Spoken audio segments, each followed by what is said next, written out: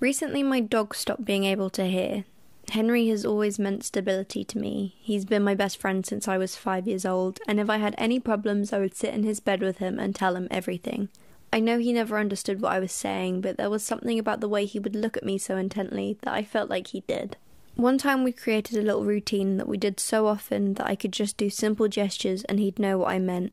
This was sit, paw, lie down, stay, go. I guess we're gonna have to use that a lot more now. In the film Submarine, Oliver mentions a book called I Only Want What's Best for You, in which it says, pets are important because they die, and that allows children to adjust to death and mourning. For the past 3 years, I've had times where I really felt like Henry was about to die, and it terrified me. I guess when you go out with someone, they become a part of you. I can't imagine life without him, but I need to accept that nothing is there forever and everything is constantly changing. It's sad that he won't hear me tell him I love him anymore, but I hope he'll always know it. I wonder if he even realises how much he means to me.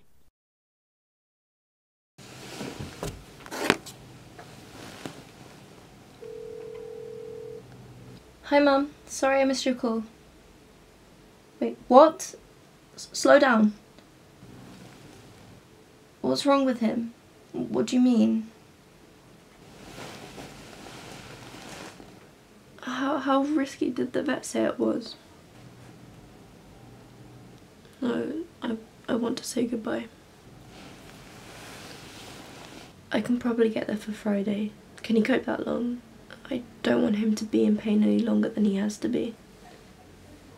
Yeah, I understand. Bye. My mum had noticed that Henry couldn't walk properly. He's had big fatty lumps growing on him for years, but now they're stopping him from using his back legs properly, so she decided to get the lumps removed. However, there was a chance he wouldn't make it through the surgery. It's one of those things you can't really prepare for. I'm about to go see my dog for what could be the last time, and I'm excited to see him, but I'm also incredibly scared and sad. Any journey home is lengthy, but this one carried an extra burden that made me simultaneously want it to be over, while also wanting it to carry on forever, so that I never had to reach my destination. Is it selfish to mourn the fact that you won't have someone in your life anymore, yet if they were to live, they'd be in immense pain?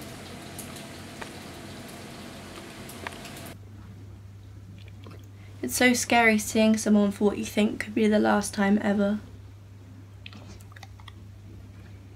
I went back to university, and over the next few days my anxiety grew while I was waiting for the surgery and waiting for my mum to text me saying he'd made it and that he was okay again.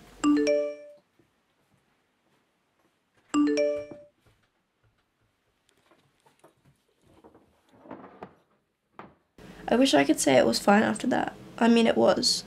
2 months went by and he got better and seemed to be doing well.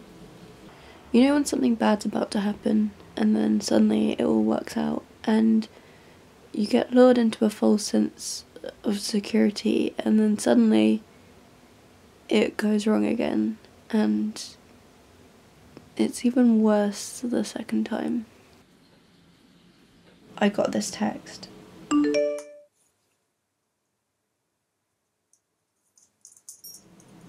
In a week he'd deteriorated so much and he could hardly walk. It's inevitable, it was always going to happen, but the fact that I've already had to go through the idea of losing him once has just... I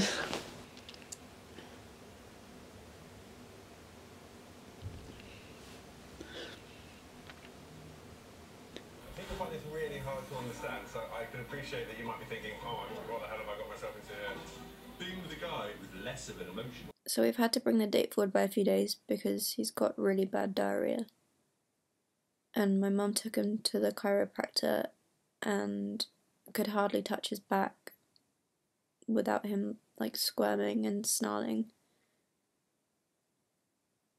I've been crying so much that I've become so numb that I then can't cry anymore and I just don't feel anything. It's just like I don't know what to do. I've never had to deal with something like this before. Like the only form of loss I've had, I guess, have been breakups. And when breakups happen, you kind of just like better yourself and know you'll probably bump into them at some point and it'll be fine one day. But with this, you're never gonna see them again. I just hope he knows how much he was loved and how much he meant to like everyone who met him. Is it bad to try and distract myself? Is that fair for him? Or like, I've no idea what I'm supposed to do now.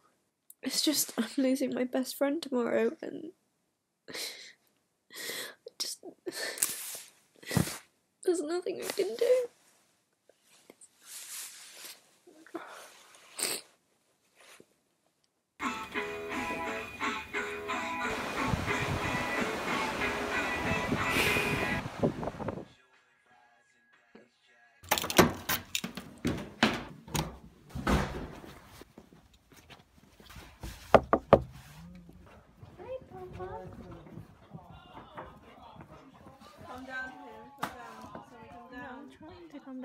He looked different.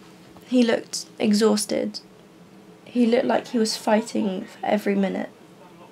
He knew what was coming. I don't know if that was comforting or heartbreaking, but he was so calm.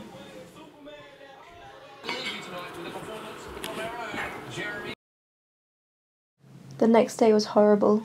I've never seen my family so distraught. Henry was such a big part of all of our lives, but letting him go was the most humane thing we could do.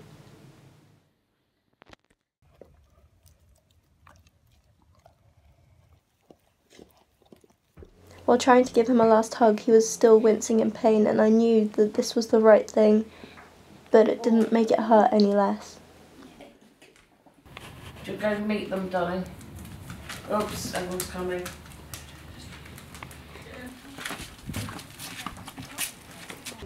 Bella knew something was up too. It was worrying. She's never known a life without him. She didn't know what to do with herself. But neither did I. We'd both never experienced anything like this before.